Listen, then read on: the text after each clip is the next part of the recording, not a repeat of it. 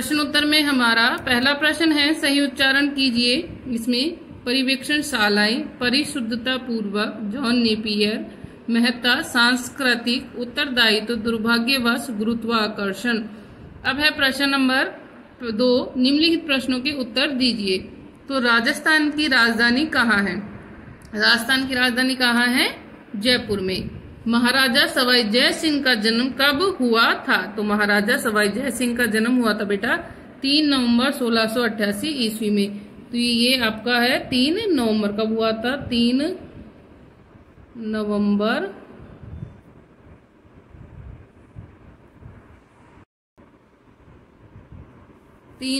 1688 ईस्वी में। अगला है, औरंगजेब की मृत्यु कब हुई? तो औरंगजेब की मृत्यु हुई थी 1707 ईस्वी में। औरंगजेब की मृत्यु कब हुई? 1707 ईस्वी में। आगे है, जयपुर को किस नाम से जाना जाता है? जयपुर को किस नाम से जानते हैं? गुलाबी नगर, या इंग्लिश में इसको पिंक सिटी कहते हैं। तो आपके प्रश्न, राजस्थान की राजधानी है जयपुर। महाराजा सवाई जय सिंह का जन्म हुआ था 3 नवंबर 1688 में। औरंगजेब की मृत्यु हुई थी 1707 ईस्वी में। और जयपुर को किस नाम से जाना जाता है? गुलाबी नगर। आगे है, जयपुर नगर के बसने से पहले जयपुर राज्य की राजधानी थी। जयपुर जब नहीं बसा था उससे पहले जयपुर राज्य की राजधानी क्या थी? आमेर। उत्तर आएगा आपका आमेर। राजा जय सिंह ने सर्वप्रथम युद्ध मुगलों के लिए जीता था। कि राजा जय सिंह ने सर्वप्रथम युद्ध मुगलों के लिए जीता था। तो वो कितने वर्ष के थे? 25 वर्ष की आयु में, 35 वर्ष की आयु में, या 11 वर्ष की आयु में? कब जीता? 11 वर्ष की आयु में। राजा जय सिंह ने पर्यवेक्षण शालाएं बनवाई।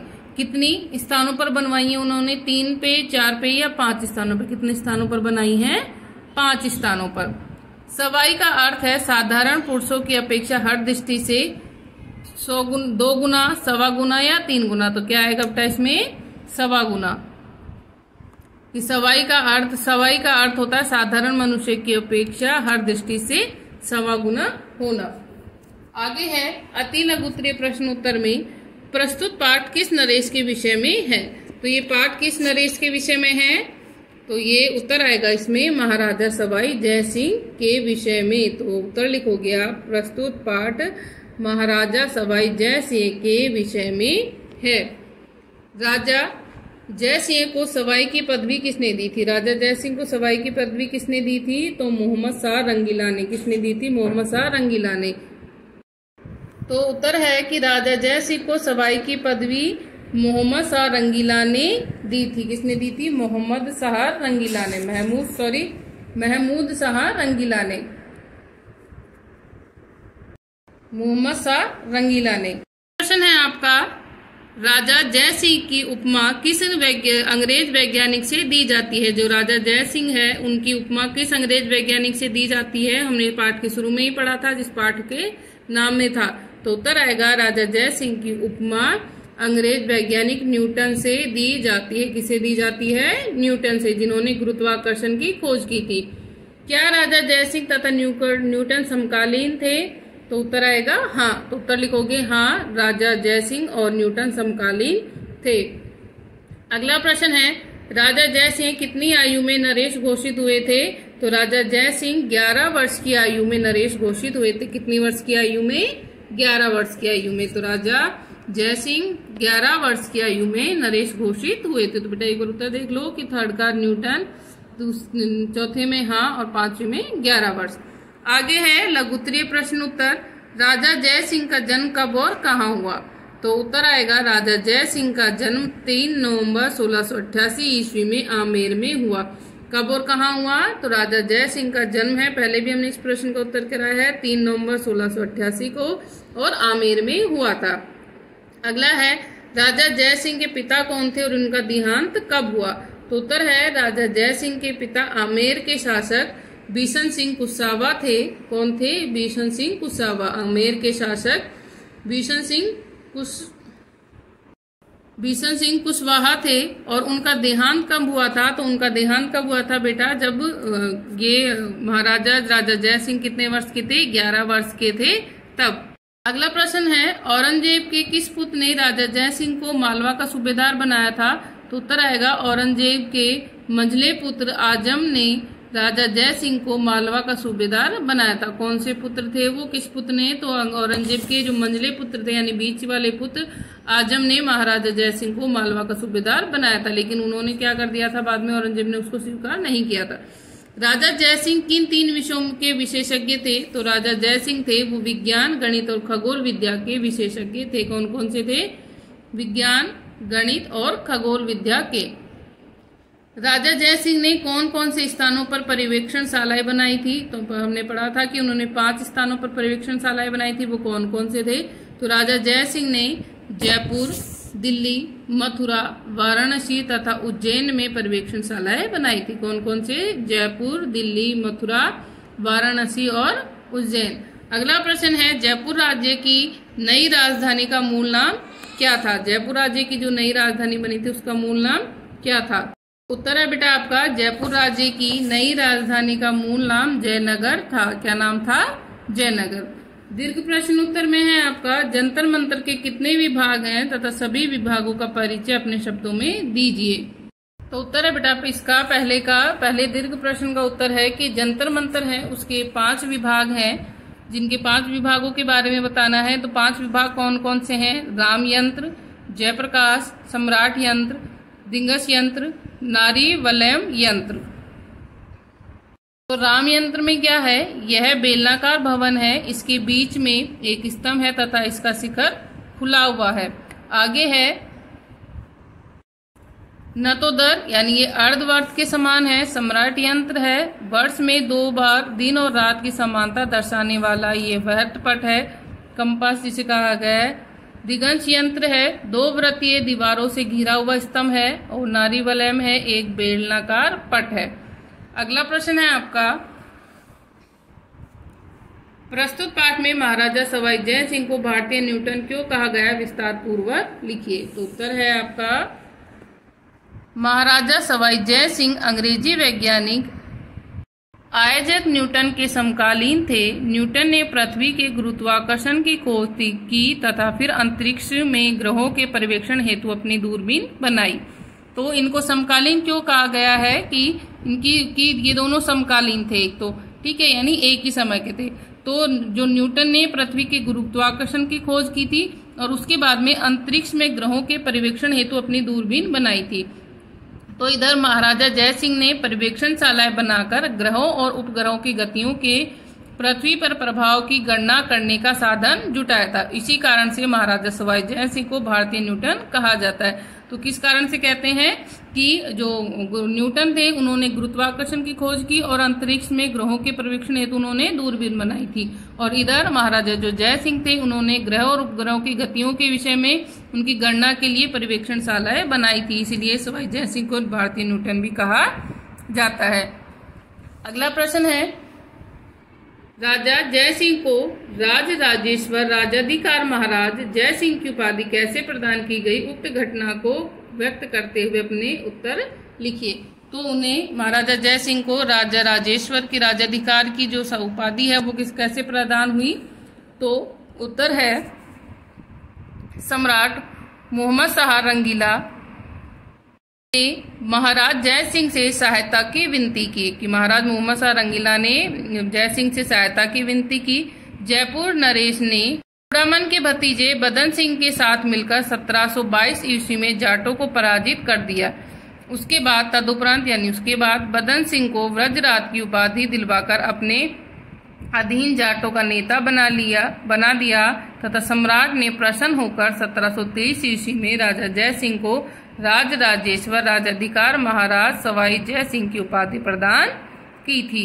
कि उत्तर क्या है इसमें कि जो महाराज जो सम्राट रंगीला थे उन्होंने जय सिंह से सहायता की मांग की थी और तब उन्होंने जो बदन सिंह थे उनके साथ में मिलकर जाटों को पराजित किया था।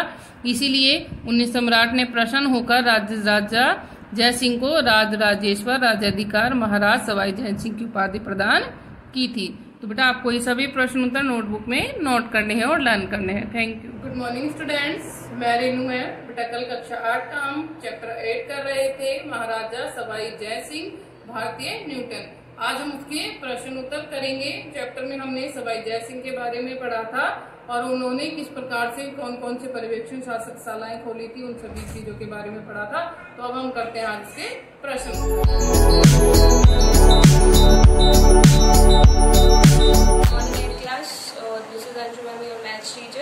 Let's start our today's class. In the previous class, we did some questions of exercise 7.1, and 7.1 is the continuation of your syllabus up to chapter 6. We revised your syllabus, and now next exercise 7.1. So already we did 2 questions in which we have to generally factorize. Factorize हमने कैसे करा था वहाँ पे common लेके, लेकिन यहाँ पे अब क्या है हमारे पास यूजिंग आइडेंटिटीज। अब हमें यहाँ पे ये यूज करके इनको क्या करना है, फैक्टराइज। फैक्टराइज मतलब क्या होता है, उनको डिवाइड करना है टुकड़ों में। तो यहाँ देखो, first of all x square है, एक्स है और एक वैल्यू है वेरिएबल, एक है हमारे पास कॉन्स्टेंट टर्म। यहाँ पे देखते हैं आप हमारे पास जिसपे सारे साइन प्लस प्लस हो। एक तो ये बन सकता है और इसके अलावा ये बन सकता है, ठीक है। लेकिन अब यहाँ देखते हैं कि अगर ये दो वैल्यूज का स्क्वायर है तो हम ये टर्म बनाएंगे, और अगर दो वैल्यूज का स्क्वायर नहीं है तो हम कौन सा टर्म बनाएंगे, कौन सी आइडेंटिटी लगाएंगे, 4, ठीक है। तो अब हमारे पास ये देखो 16 किसका स्क्वायर होता है, 4 का। x किसका स्क्वायर होता है, x का ही होता है। तो ये तो बन गया 4x का स्क्वायर, प्लस 5 किसका स्क्वायर होता है, सॉरी 25 किसका होता है, 5 का स्क्वायर, प्लस अब हमारे पास जब दो स्क्वायर बन गए तो हमारे पास ये आइडेंटिटी लग सकती है। तो इसमें क्या होता है, 2 मल्टीप्लाई x कितना है, यहाँ पे 4x लिख दिया, मल्टीप्लाई y कितना है, 5।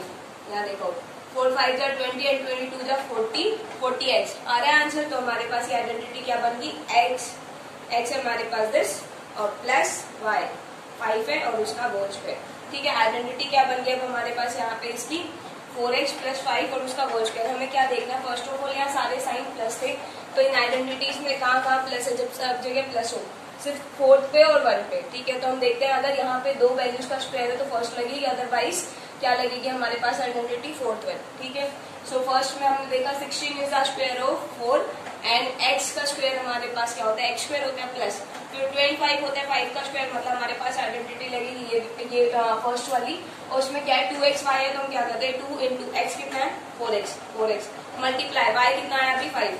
जब हमने करा इसका वैल्यू यही आ रहा था 40x, तो हमने सिंपली लिख दिया इसको दिस फैक्टर में, और ये क्या हो जाएगा हमारे पास x प्लस y का होल स्क्वायर, ठीक है। So now next part is, so in the next part we have again but here is 1 minus sign, ठीक है। और यहाँ पे स्क्वायर और यहाँ स्क्वायर है, मतलब 2xy वाली टर्म में क्या है यहाँ पे माइनस है, ठीक है। तो 2xy वाली टर्म है या नहीं है, फर्स्ट ऑफ ऑल माइनस देखते हैं। माइनस एक तो यहाँ पे है, एक यहाँ पे है और एक यहाँ पे है, ठीक है। तो इन सब में क्या है हमारे पास, इन वैल्यूज में हमारे पास सिर्फ एक स्क्वायर है और सेकेंड वाले में क्या है 2 स्क्वायर है, ठीक है। तो यहाँ देखते हैं 16 किसका हो जाएगा 4 का, x और y के स्क्वायर लिख रखे तो हम लिख सकते हैं x और y और उसका होल स्क्वायर, ठीक है। क्योंकि स्क्वायर जब हम इसको खोलेंगे तो क्या हो जाएगा, यहाँ x स्क्वायर हो जाएगा y स्क्वायर और ये 16 हो जाएगा। नाउ माइनस 40 इसको अभी के लिए रहने देते हैं, ये नेक्स्ट टर्म देखते हैं। ये किसका है हमारे पास 5 और z और इसका होल स्क्वायर है ये, ठीक है, प्लस हो गया। अब हमें क्या करना है माइनस, तो 2 इंटू लगा के देखते हैं। 2 इंटू x कितना है हमारे पास 4xy और y कितना है हमारे पास 5z, तो कितना हो गया 2 4 जा 8 8 5 जा 40 आ रहा है। x y z हो रहा है मल्टीप्लीकेशन, तो ये सिंपली किसका फैक्टर हमारे पास बन गया 4xy माइनस 5z उसका होल स्क्वायर, मतलब सेकंड आइडेंटिटी, जो सेकंड आइडेंटिटी यूज हुई है वो यूज करी हमने यहाँ पे, ठीक है। So now next part is, so in the next one again we have 1 minus sign and both these values are squares of some numbers. So again use the identities number second, because in all these we do not have the squares of 2 numbers, because यहाँ पे क्या हमारे पास 2 squares कहीं पे और नहीं है। बाकी यूज करके देख लेते हैं। यहाँ x का स्क्वायर को क्या लिख सकते हैं, x का होल स्क्वायर लिख सकते हैं।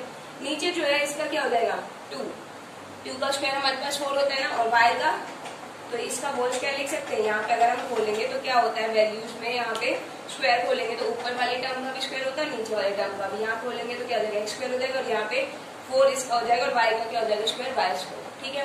नेक्स्ट 1/3 को अभी के लिए रहने देते हैं। y इसमें देखते हैं लास्ट वाली जो टर्म है y का स्क्वायर y, तो y सिंगल टर्म लिख सकते हैं। यहाँ 9 का क्या हो जाएगा 3 और x स्क्वायर है तो 3x और इसका होल स्क्वायर हो गया। अब हमें क्या करना है, माइनस यहाँ पे साइन है लेकिन 2 इंटू हमें पता है 2 इंटू xy होता है, तो 2 इंटू x बाई 2y लिखते हैं, जो x है और y हमारे पास है y बाई 2। लिख दिया। अब जो कैंसिल आउट होते हैं उनको कैंसिल आउट कर देते हैं, ये cancel out, y cancel out, तो क्या बचेगा, ये भी कैंसिल आउट, -1/3 रहेगा। तो हम क्या करते हैं, यहाँ पे यही आंसर आ रहा है, तो यहाँ पे ये वैल्यू क्या बन गया हमारे पास, x² - 2xy + y², x² - 2xy + y²। तो सिंपली क्या हो जाएगा, x/2y that will be x -y/3x, जो कि हमारे पास क्या y और उसका होल स्क्वायर। ठीक है, अगेन सेकंड आइडेंटिटी यूज हुई है।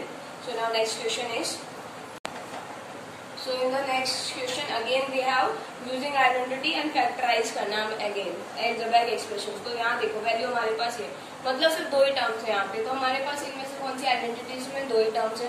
यहाँ देखो अगर हम यहाँ पे करें ये दोनों टर्म्स, यहाँ सिर्फ दो ही टर्म्स है यहाँ पे, ठीक है, और उसके बाद उनका जो फैक्टर खुलेगा वो क्या होगा हमारे पास दिस। तो क्या हो जाएगा यहाँ पे, ये दिख रहा है हमारे पास m² है माइनस, और ये क्या है हमारे पास n/10 है। बन गई आइडेंटिटी इसकी फॉर्म में, x² - y² की फॉर्म में। तो अब हम सिंपली क्या कर देंगे इसको, m - n/10, और क्या हो जाएगा x + y था तो m y। ठीक है, सिंपली हमें यही करना है। अगर इन केस यहाँ होता twice of x² sorry 4x² - 9 of y²। ठीक है, इस केस में क्या होता है हमारे पास, फर्स्ट ऑफ ऑल देखो दो ही टर्म है तो मतलब हमारे पास ये वेक्टर लगेगा, लेकिन स्क्वायर में होनी चाहिए पूरी वैल्यू। यहाँ पे तो सिर्फ x² है, तो हमें क्या करना पड़ेगा, twice of x इसका होल स्क्वायर माइनस ये किसका हो जाएगा 3 of y और उसका होल स्क्वायर। अब हम कर सकते हैं twice of x - 3y हो जाएगा एक वेक्टर, और सेकंड क्या हो जाएगा twice of x + 3y। ठीक है, तो इनको देखते कैसे कौन सी आइडेंटिटी लगेगी। फर्स्ट ऑफ ऑल यहाँ देखो दो टर्म्स थी, तो दो टर्म्स में हमारे पास पूरे का स्क्वायर था, x का स्क्वायर पूरा था, तो इसीलिए हमें पूरा इसको पहले ये जो a इसके आगे इसको भी हमें स्क्वायर में लिखना होगा, तभी हम कर सकते हैं। बाकी जो थर्ड क्वेश्चन था उसमें ये दोनों आइडेंटिटीज हुई थी। नाउ नेक्स्ट पार्ट इज,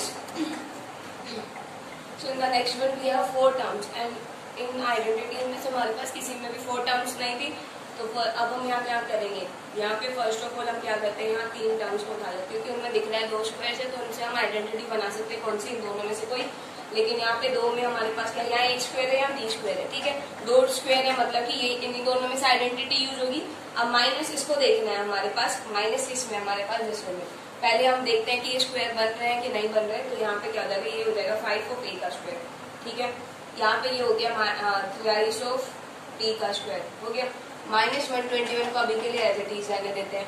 और ये क्या हो जाएगा हमारे पास 2 into x कितना है 5 है, मल्टीप्लाई b कितना है 3 of b, 2 5 10, 10 3 30, 30 आ रहा है हमारे पास a और b सेम है हमारे पास। तो क्या बन गई आइडेंटिटी बन गई कौन सी, सेकंड वाली। तो 5a और -y का स्क्वायर दैट मीन्स 3y, और यहाँ पे ये क्या है 121 किसका स्क्वायर होता है 11 का। ठीक है, 11 का स्क्वायर हो गया। अब यहाँ देखो ये क्या बन गया हमारे पास x² - y², ये टर्म बन गई। ठीक है, तो इसको हमें खोलना है सिंपली। तो क्या हो जाएगा 5a - 3 of b, एक बार इसको प्लस कर देंगे 11 को, और एक बार क्या कर देंगे हम माइनस। ठीक है, तो ये क्या हो गया हमारे पास इसका आंसर, क्योंकि यहाँ पे 4 टर्म्स से, तो हमने पहले क्या करा 3 को ले लिया। अगर हमें यहाँ ये b स्क्वायर नहीं दिख रहा होता तो किसी भी 3 को उठा सकते थे, लेकिन हमें दिख रहा था 2 स्क्वायर है, तो इन दोनों में से कोई आइडेंटिटी बन जाएगी। बीच में माइनस है तो सेकंड वाली हो जाएगी, उसको चेक कर लिया हमारे पास बन रही है नहीं बन रही है। उसके बाद जो स्क्वायर बन के आ गई, और ये हमारे पास 11 का स्क्वायर होता है। अगेन कौन सी टर्म बन गई x² - y², सिंपली सोल्व करना है। ठीक है, नाउ नेक्स्ट क्वेश्चन इज,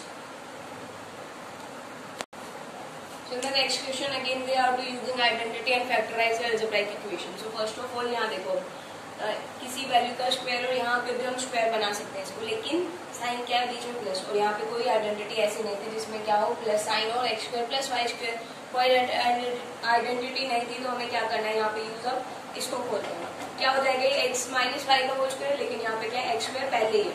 तो x² का होल स्क्वायर कितना होता है, x² का स्क्वायर कितना होता है, x² को 2 टाइम्स लिख देते हो, मल्टीप्लाई में पावर्स क्या होती है ऐड होती है, तो ये क्या हो जाएगा x की पावर 4, सेम लाइक y हो जाएगा, तो x की पावर 4 हो गया, minus twice of x² y² होगा, क्योंकि ट्वाइस ऑफ x y और x क्या है यहाँ पे x² और y क्या है हमारे पास y² है।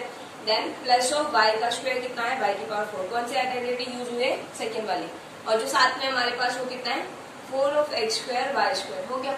अब यहाँ देखो x की पावर 4 एज इट इज, लेकिन ये क्या टर्म है x² y², और ये भी क्या टर्म है हमारे पास x² y²। जब भी हमारे पास वेरिएबल सेम होते हैं तो हम कांस्टेंट का क्या कर लेते हैं, जो भी हमारे पास साइन होता है उसके अकॉर्डिंगली हम उनको कर लेते हैं। यहाँ क्या है -2 और +4, साइन डिफरेंट क्या होगा वैल्यूज का सब्ट्रैक्शन, सब्ट्रैक्ट करा 2 आया और प्लस साइन आएगा क्योंकि बिगर टर्म के आगे क्या है प्लस, ठीक है। तो 2 आ गया तो हमारे पास plus twice of x square y square बन गया एंड प्लस ऑफ वाई की पावर 4। अब यहाँ देखो ये टर्म क्या बन गया हमारे पास, ये तो है एक्स का स्क्वायर, ये हमारे पास वाई की स्क्वायर का स्क्वायर, ठीक है। प्लस साइन है 2 इंटू एक्स कितना है एक्स स्क्वायर, वाई कितना है वाई स्क्वायर, ये टर्म बन गया हमारे पास ऊपर, ठीक है। तो ये किसका बन गया अब हमारे पास x square plus y square का होल स्क्वायर बन गया, ठीक है। मतलब हमारे पास क्या था x square minus y square का होल टर्म था और उसमें क्या गिवन था, एक एडिशन में टर्म गिवन थी, उससे क्या बन गया, उस एडिशन वाले टर्म को यहाँ सोल्व करके लिखा तो ये क्या बन गया x square plus y square का होल स्क्वायर बन गया, ठीक है। Now next question is, so in the next part we have ax plus by का whole square and minus of bx plus ay का होल स्क्वायर। यहाँ पे b और a क्या है हमारे पास वेरिएबल या कॉन्स्टेंट कुछ भी मान सकते हैं। फिलहाल के लिए हम देखते हैं यहाँ पे क्या हो जाएगा, इसका स्क्वायर खोलेंगे तो क्या हो जाएगा a का स्क्वायर x का स्क्वायर हो गया। नेक्स्ट में ट्वाइस ऑफ ax क्या है, ट्वाइस ऑफ x कितना है ax है, y कितना है by है, ये हो गया प्लस इसका स्क्वायर कितना हो जाएगा b स्क्वायर और y square. Now minus sign है तो माइनस से क्या हो जाएगा, अब पूरी ब्रैकेट में जो वैल्यूज आएंगी वो सब माइनस हो जाएगी। यहाँ प्लस साइन है मतलब ये आइडेंटिटी लगेगी और यहाँ सब जगह प्लस था तो माइनस माइनस होता चला जाएगा।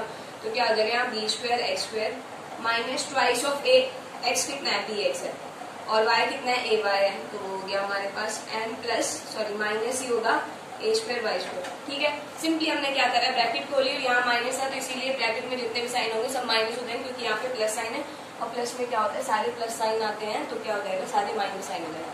नाउ नेक्स्ट में हमें क्या करना है ए स्क्वायर एक्स स्क्वायर, इसको कर लेते हैं 2ab एक्स वाई है यहाँ पे plus b square y square है। नेक्स्ट में हमारे पास क्या है बी स्क्वायर एक्स स्क्वायर है minus twice of a b x y है और यहाँ पे क्या है ए स्क्वायर वाई स्क्वायर।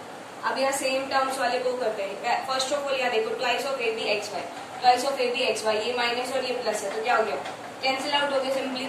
नेक्स्ट में जो बची है हमारे पास ए स्क्वायर एक्स स्क्वायर, तो यहाँ पे एक्स स्क्वायर वाली टर्म्स को क्या कर लेते कॉमन ले लेते, क्या हो जाएगा यहाँ पे एक्स स्क्वायर वाली कॉमन लिया हमने तो क्या हो गया यहाँ से बचा ए स्क्वायर, क्योंकि क्या करते हैं हम जब भी इन दोनों में से कोई कॉमन लेते हैं तो क्या करते हैं उसको सिंपली डिवाइड कर देते हैं। यहाँ इससे डिवाइड करेंगे एक्स स्क्वायर कैंसिल आउट और ए स्क्वायर बचेगा, यहाँ माइनस साइन और यहाँ क्या बचेगा सिर्फ बी स्क्वायर, ठीक है। नेक्स्ट में हमारे पास क्या है कुछ भी होंगे सिर्फ प्लस लेना और उसके बाद अकॉर्डिंगली साइन लगाएंगे। यहाँ ये टर्म्स बची इसमें क्या है वाई स्क्वायर कॉमन है ले लिया हमने, यहाँ क्या हो गया बी स्क्वायर और माइनस ए स्क्वायर, ठीक है। यहाँ देखो ए स्क्वायर माइनस बी स्क्वायर लेकिन बी स्क्वायर माइनस ए स्क्वायर क्या होता है साइन चेंज कर देंगे किसी एक का तो यहाँ कर देते ए एक्स स्क्वायर ए स्क्वायर माइनस बी स्क्वायर और साइन चेंज करना मतलब क्या करेंगे -1 से मल्टीप्लाई, अगर स्क्वायर होता तो सिंपली चेंज कर देते कोई साइन चेंज नहीं होता, लेकिन यहाँ पे सिंगल पावर है तो हम क्या कर देंगे वाई स्क्वायर ए स्क्वायर माइनस बी स्क्वायर, ठीक है। अब यहाँ देखो ये कॉमन ये दोनों में कॉमन है तो मतलब ए स्क्वायर माइनस बी स्क्वायर को बाहर ले लेते हैं ब्रैकेट में और यहाँ अंदर क्या हो जाएगा एक्स स्क्वायर और माइनस वाई स्क्वायर, ठीक है। So this is the factorisation of last part of question. So students, that is all for today. I hope you got all the content, and tomorrow's class we start our next exercise 7.2.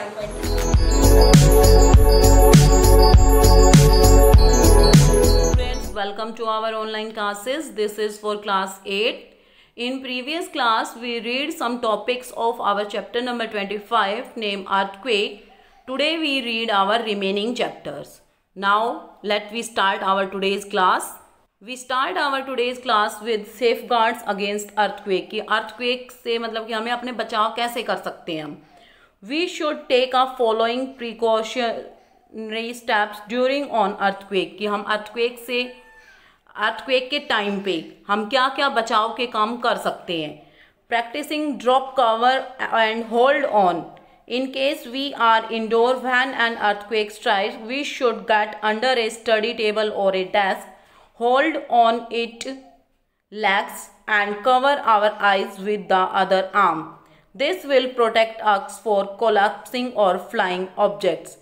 कि हमें मतलब कि जब भूकंप आता है तो हमें क्या करना चाहिए, हमें बाहर निकलना जाना चाहिए या ड्रॉप कवर या हमें होल्ड ऑन करना चाहिए, मतलब खुद को एक जगह पे स्थिर रखना चाहिए। और यदि हम घर के अंदर हैं तो हमें स्टडी टेबल या डेस्क होती है उसके नीचे जाना चाहिए, अपने पैरों को मोड़ के मतलब पैरों के अंदर सिर को दे के और अपनी आईज को कवर करना चाहिए अपने आर्म से, ठीक है। This will protect us from collapsing और फ्लाइंग ऑब्जेक्ट्स। ये हमें जो चीज़ें टूट फूट रही हैं या जो चीज़ें इधर से उधर हो रही हैं उनसे बचाता है। Staying away from glass Windows, book cases and other furniture items that can fall on us. और हमें विंडो ग्लासेस से अलग दूर रहना चाहिए, बुक केसेस से मतलब बुक्स की जो अलमारी होती है उनसे दूर रहना चाहिए, और अदर फर्नीचर आइटम्स जो होते हैं जो हमारे ऊपर गिर सकते हैं उनसे हमें दूर रहना चाहिए। Staying away from structure like building, trees, electric poles etcetera and standing in an open space. और हमें कैसे रहना चाहिए, हमें दूर रहना चाहिए, जैसे बिल्डिंग है और ट्रीज हैं, इलेक्ट्रिक बिजली के खंभे हैं, हमें उनसे दूर रहना चाहिए और हमें खाली स्पेस में खड़ा हो जाना चाहिए। Next point, following proper norms while constructing building, bridges, flyovers and dams. और जब हम फ्लाईओवर या किसी बिल्डिंग का निर्माण करते हैं, किसी ब्रिज का निर्माण करते हैं, किसी फ्लाईओवर का निर्माण करते हैं तो हमें पूरे जो नियम होते हैं उनको अपनाना चाहिए। Moreover, it should be made compulsory for old buildings to be strengthened through the process of retrofitting। और जब हम किसी चीज मतलब किसी बिल्डिंग को दोबारा से मरम्मत करते हैं तो हमें उस टाइम पे भी ये जो नियम है वो कंपलसरी कर देने चाहिए।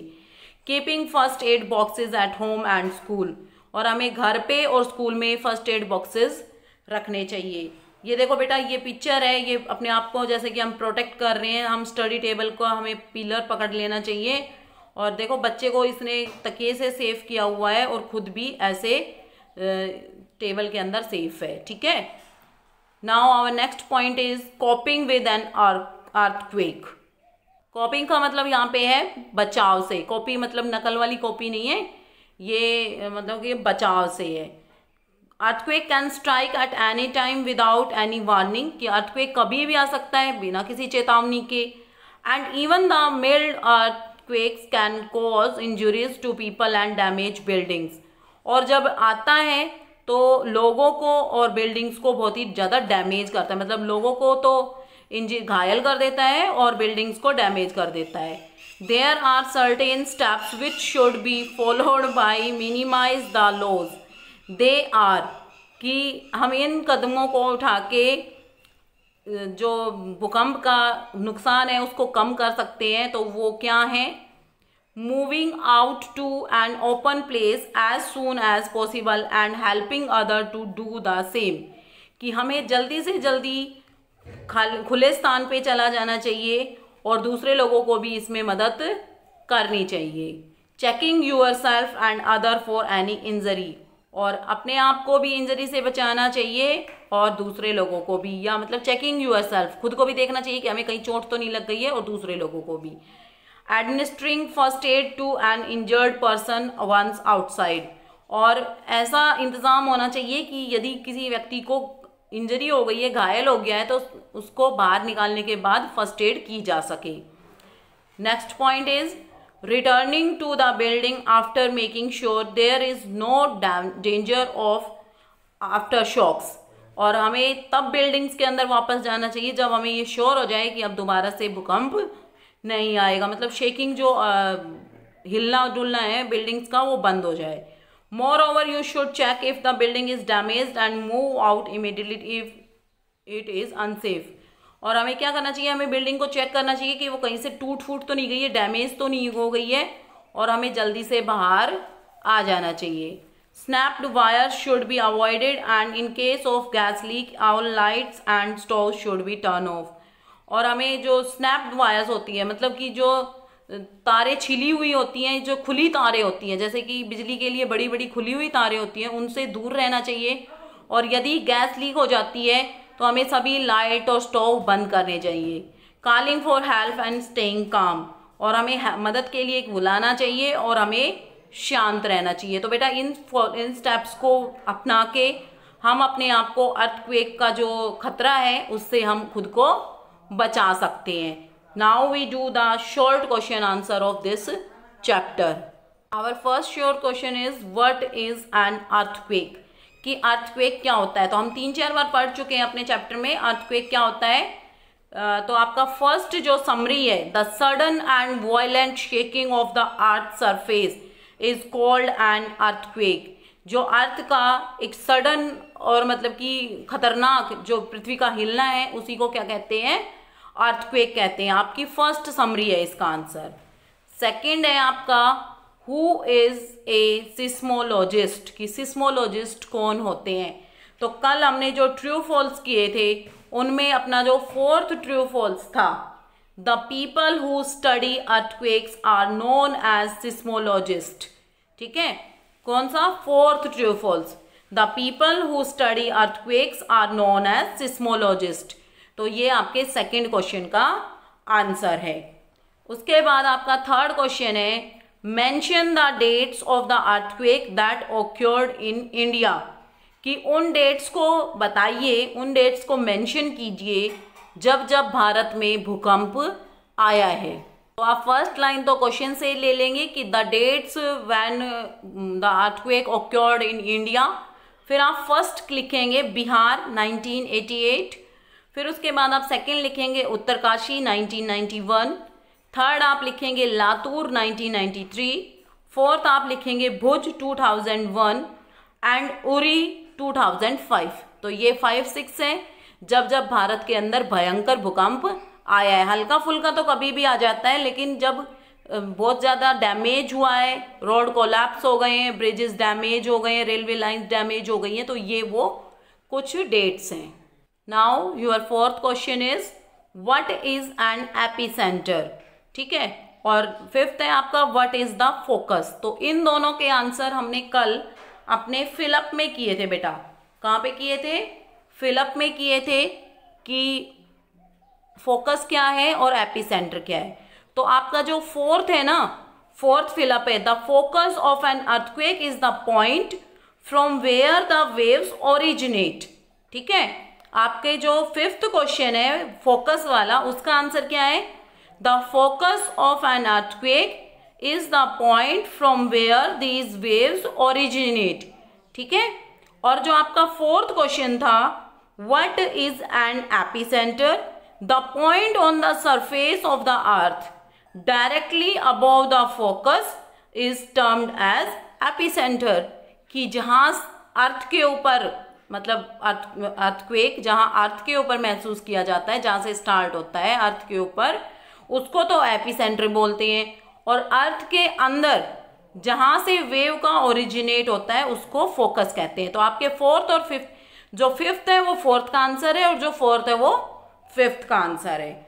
उसके बाद आपका है व्हाट हैपन, आपका नेक्स्ट क्वेश्चन है, सिक्स्थ क्वेश्चन है what happens when the tectonic plates move, कि क्या होता है जब टेक्टोनिक प्लेट मूव करती हैं। तो क्या होता है, नॉर्मली मैं आपको बता देती हूँ कि क्या होता है, अर्थक्वेक आता है जब प्लेटें मूव करती हैं।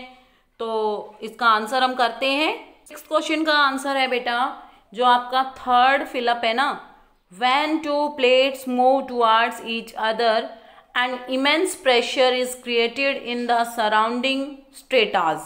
ठीक है, कि प्रेशर पैदा होता है। उसके बाद आपको ट्रू फॉल्स का फर्स्ट करना है, this pressure gets release during earthquake in the form of shock waves और सिस्मिक वेव्स, कि पहले तो जब दो प्लेटें एक दूसरे की तरफ मूव करती हैं तो क्या होता है, प्रेशर क्रिएट होता है इन दोनों के बीच में, और इस प्रेशर के क्रिएट होने से क्या होता है, अर्थक्वेक आता है, जिनको हम शॉक वेव्स या सिस्मिक वेव्स कहते हैं। तो पहले तो आपको थर्ड फिलअप लिखना है, फिर आपको फर्स्ट ट्रू फॉल्स लिखना है।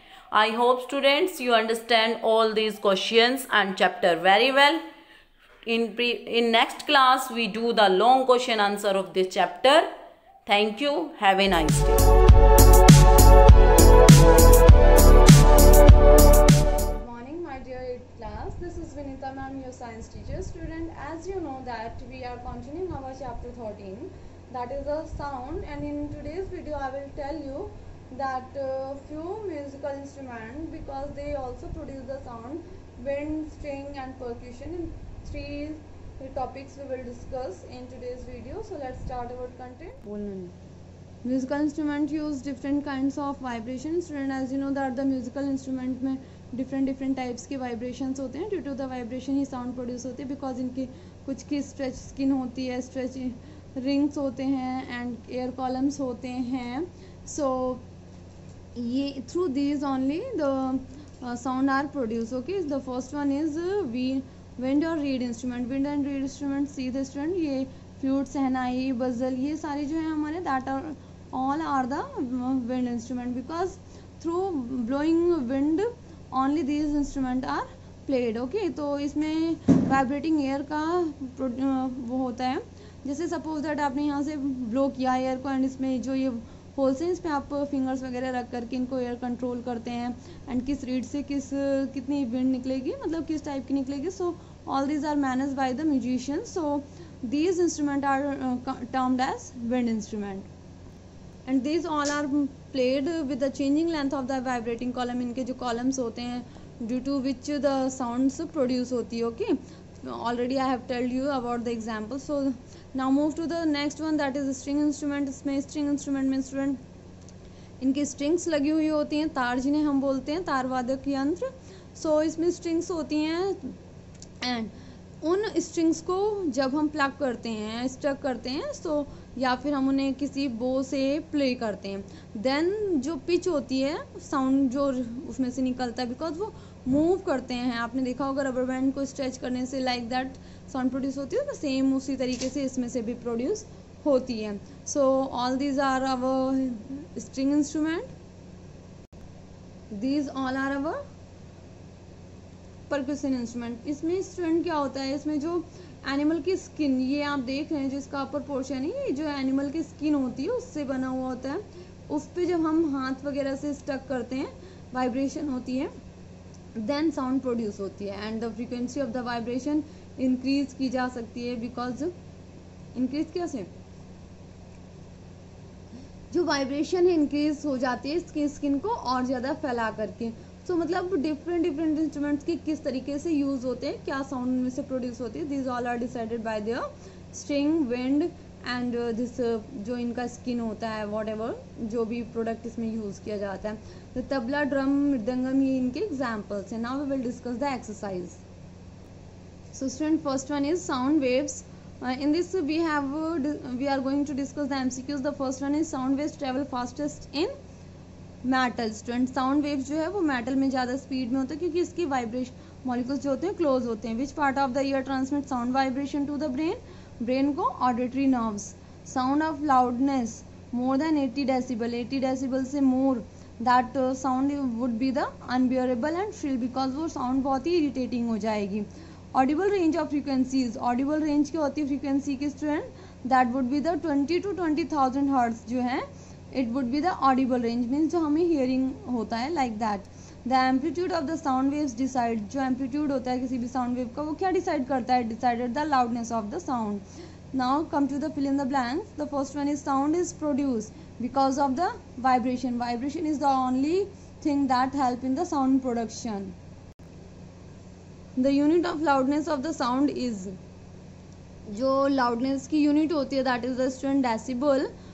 जब हमने चैप्टर रीड किया था, I have already told you about this. The sound can not travel through, sound किसके थ्रू ट्रैवल नहीं कर सकता, वैक्यूम के थ्रू, बिकॉज वहाँ पे कोई वाइब्रेशन के लिए मॉलिक्यूल्स ही नहीं होते. So this is not possible in the vacuum.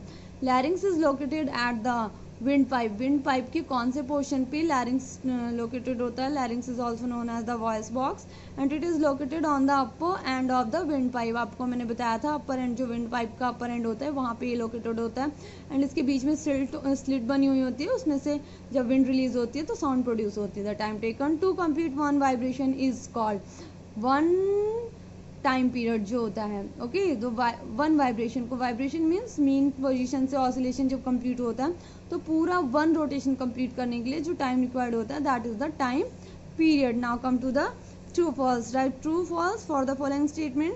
The first one is sound can not travel through vacuum. जो साउंड होता है, now just before a few second I have told you that the sound can not travel through the vacuum because student वहाँ पे कोई object ही नहीं है, कोई मॉलिक्यूल्स ही नहीं है वाइब्रेट होने के लिए. So how the sound can travel. So the statement is saying about the cannot, that's why this statement is true. More is the amplitude of a body, less is its loudness. So student, this statement is false because amplitude is greater then the loudness will also be greater. If the amplitude is less the loudness will also be less. So this statement is opposite, saying so it is false. Noise pollution may cause partial hearing impairment. Noise pollution जो होता है student उससे partial impairment, hearing impairment होता है. Because क्या होता है noise pollution से हमारी ईयरिंग वगैरह में हियरिंग में प्रॉब्लम आ जाती है. So it damage our ears. तो this is true. Material medium is not necessary for the propagation of the sound. Sound को प्रोपगेट होने के लिए मटेरियल मीडियम की रिक्वायरमेंट नहीं होती है. It is saying that not necessary but student material medium is requirement of the propagation. So this is false. Wind instrument make use of the vibrating air column present inside them. तो विंड इंस्ट्रूमेंट जो होते हैं वो air columns के through ही चलते हैं, प्रोड्यूस होती हैं साउंड उसमें से.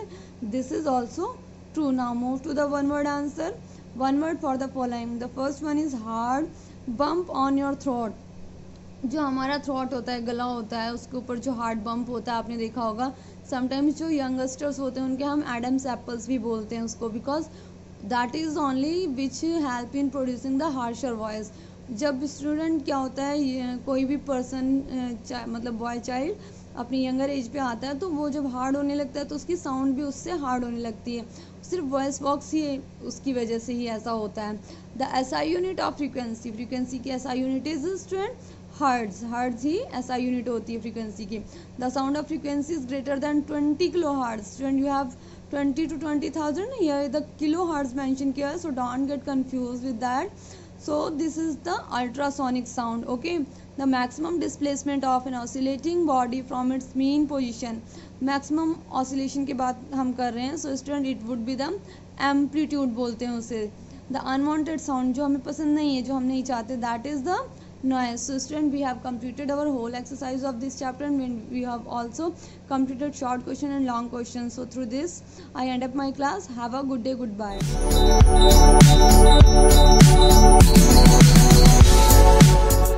Welcome to our YouTube channel. This is for class 8. So students, let's start with the next rules of converting active rules to passive rules. Now students, I will tell you rules of conversion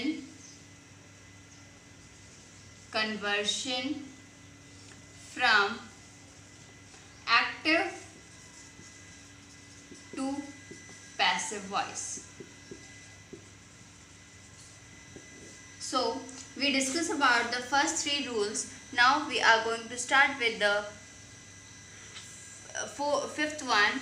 We will discuss about the 4 rules. Rest is 3 rules. Now let's start.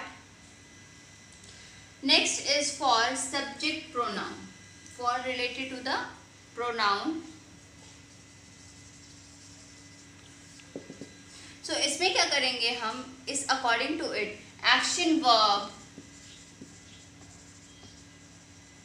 action verb followed by in the wait easily आपको समझाती हूँ. Subject pronoun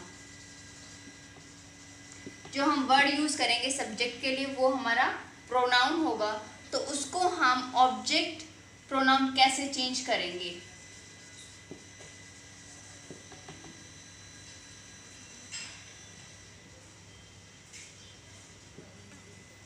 example, we were not laughing at anybody.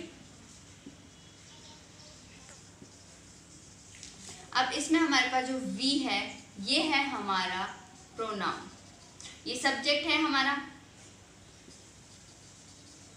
ठीक है. और subject की place पे हमने pronoun word use किया है. तो इसके अकॉर्डिंग ही, सब्जेक्ट के अकॉर्डिंग ही तो हमारे पास ऑब्जेक्ट आएगा.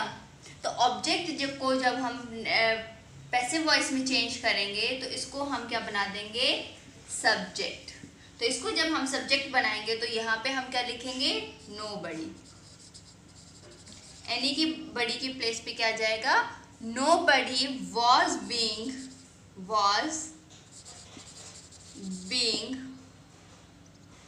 laughed at बाय अस, कि नोबडी की वी की प्लेस पे क्या आ जाएगा, एनीबडी को जब हम सब्जेक्ट बनाएंगे, ऑब्जेक्ट को जब हम सब्जेक्ट बनाएंगे तो उसको किसके अकॉर्डिंग बनाएंगे, ऑलरेडी जो सब्जेक्ट है उसके अकॉर्डिंग ही चेंज करके हम इसको सब्जेक्ट बनाएंगे। Have you clear the rule students? No, I will tell you again. Subject को हमें चेंज करना है ऑब्जेक्ट में, पैसिव वॉइस में यही करते हैं हम। तो इसके अकॉर्डिंग जब हम सब्जेक्ट को जब हम ऑब्जेक्ट बनाएंगे और ऑब्जेक्ट को जब हम सब्जेक्ट बनाएंगे तो उसको अकॉर्डिंग हम सेंटेंस के अकॉर्डिंग जो हमने यूज़ कर रखा है एक्टिव वॉइस में, उसी के अकॉर्डिंग हम प्रोनाउन यूज़ करेंगे जो हम पैसिव वॉइस में चेंज करेंगे। Have you clear the rules? Table is given in the book on page number 105 कि सब्जेक्ट प्रोनाउन को हम ऑब्जेक्ट प्रोनाउन में कैसे चेंज करेंगे, उसके अकॉर्डिंग आपको एक टेबल गिवन है, वो उसके अंदर आप देख सकते हैं कि कैसे टेबल की इसको कैसे चेंज करेंगे। So students, I will give you another example of this. Example is she has knitted this sweater। अब इसमें ये ऑब्जेक्ट है हमारे पास, ये है एक्टिव वॉइस वर्ड, ये है हमारे पास सब्जेक्ट। ओके, तो अब हमें इसको क्या किस में चेंज करेंगे, पैसिव में। तो पैसिव में कैसे करेंगे, this sweater has been knitted by her हमने यहाँ पे वर्ड यूज क्यों किया है, क्योंकि यहाँ पे शी गिवन था। अगर यहाँ पे हमारे पास ही होता, इसकी प्लेस पे अगर बस ही होता तो इसमें हम क्या यूज कर लेते हैं, him. Okay students, now you clear this point. Now next point is related to the intransitive verbs. और इंट्रांजिटिव वर्ब्स में कुछ वर्ब्स ऐसी होती है जिनका ऑब्जेक्ट चेंज नहीं हो सकता या इनका कोई ऑब्जेक्ट नहीं बन सकता, उसके अकॉर्डिंग हम क्या करते हैं, उन्हें पैसिव वॉइस में एक्सप्रेस नहीं कर सकते। So I will give you an example on the basis of this. Example is Sonia is going to the school. अब इसमें इज गोइंग जो वर्ब है इसको हम ऑब्जेक्ट में एक्सप्रेस नहीं कर सकते, इसका कोई ऑब्जेक्ट ही नहीं बन रहा। ठीक है, ऐसे ही हमारे पास एक और एग्जांपल है, द बेबी स्माइलिंग या द बेबी स्माइल्ड। इसका भी कोई वर्ब नहीं है और इस वर्ब के अकॉर्डिंग हम क्या करते हैं, हम इस वर्ब को ऑब्जेक्ट को सब्जेक्ट में चेंज नहीं कर सकते। सो स्टूडेंट्स, नेक्स्ट पॉइंट है हमारे पास the transitive. The transitive verbs, देखो इंट्रांजिटिव वर्ब्स में हमारे पास कोई वर्ब्स नहीं थी जिसको हम ऑब्जेक्ट को हम सब्जेक्ट बना सकते हैं, लेकिन डी ट्रांजिटिव वर्ब्स में यानी कि डी ट्रांजिटिव को में क्या होता है, हमारे पास टू ऑब्जेक्ट्स होते हैं, उनको चेंज करते हैं हम, और उनको हम कैसे चेंज करेंगे, पैसिव वॉइस में। जैसे हमारे पास ट्रांजिटिव वर्ब्स होती हैं, जैसे आपको एग्जांपल समझाती हूँ। For an example, the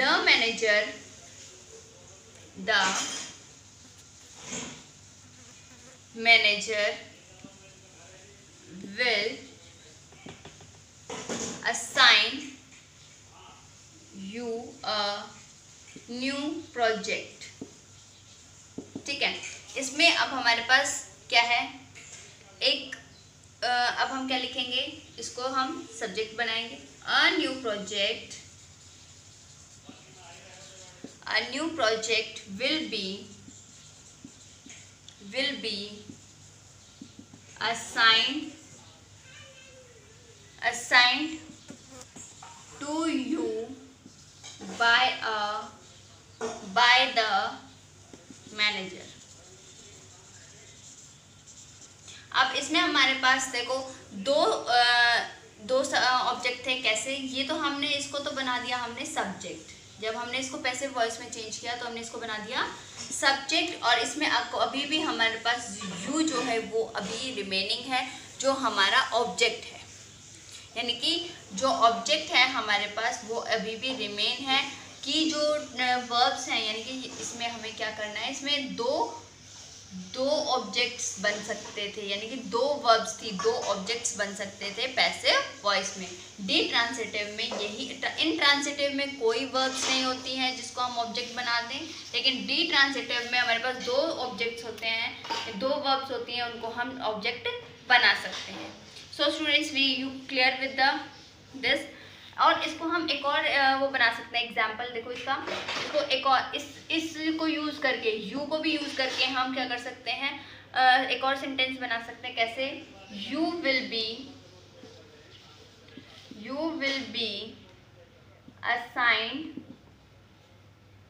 assigned a new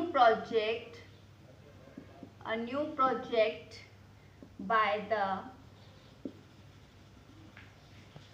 manager. So इसमें हमने यू को ऑब्जेक्ट बना के और अ न्यू प्रोजेक्ट को सेंटेंस के बीच में लेके ऑब्जेक्ट को यूज़ कर लिया, और इस सेंटेंस को यानी कि हम दो तरीके से पैसिव वॉइस में चेंज कर सकते हैं। So students, we completed with the rules today. So thank you everyone.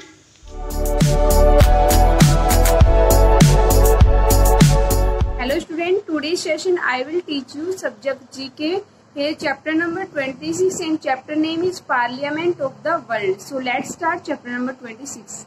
Chapter number 26 is Parliaments of the World. यहाँ पे जो वर्ल्ड में जितने भी कंट्रीज हैं उन सम कंट्रीज की यहाँ पे संसद के बारे में बताया गया है। पार्लियामेंट होता है संसद, गवर्नमेंट का एक डिपार्टमेंट होता है ये, जो हमारे कंट्री या किसी अदर कंट्री सबके लिए लॉज बनाती है, मीन्स रूल्स एंड रेगुलेशन जहाँ से बनते हैं गवर्नमेंट के लिए, वो पार्लियामेंट होता है। Different country have different type of parliament. Here some country parliament are given. First one, there are two houses, the house are the common and senate. The king और the queen is represented by the governor general.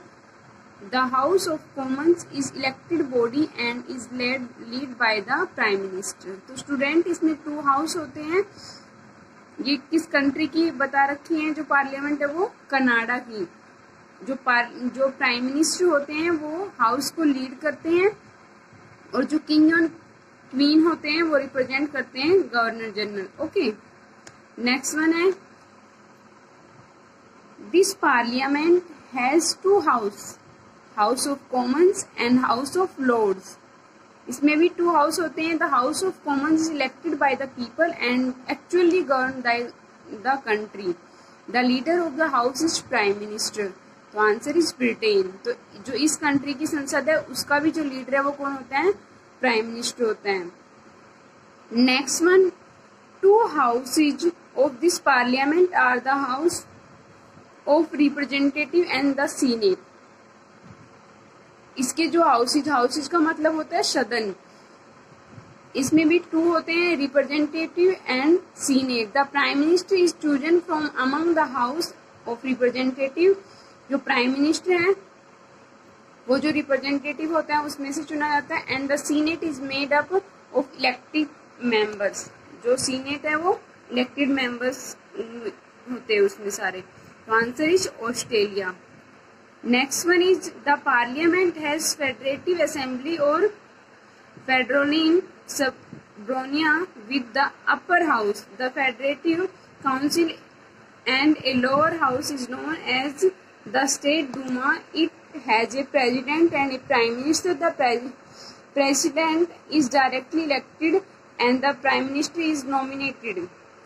तो जो ये country है, जो रूस country है, means Russian जो federation है, उसमें इस तरह की पार्लियामेंट होती है, और उसमें जो प्रेसिडेंट होता है वो डायरेक्टली अपॉइंट होता है और प्राइम मिनिस्टर नॉमिनेट किया जाता है। Next one is fifth, this parliament is known as Knesset. It is unicameral and has only one house. इसमें एक ही हाउस होता है। जो president is elected by the Knesset and the president in turn chooses the prime minister. जो president होता है वो ही प्राइम मिनिस्टर को चूज करता है, सेलेक्ट करता है। Answer is Israel. Next one है द पार्लियामेंट इज कॉल्ड कोकई और Diet. It has two house, the house of councillor and the house of representative. The prime minister is chosen among the house of representative. Representative होते हैं प्रतिनिधि। और answer is Japan. जो Japan होता है country, जो Japan country है उस कंट्री की जो पार्लियामेंट होती है उसको क्या बोलते हैं, डाइट या कोकई। इसमें 2 हाउस होते हैं, one is councillor and the other is representative. So student, that is the parliament of some countries. You have to see that and learn the house's name of each country's parliament. Okay. Thank you. Have a nice day.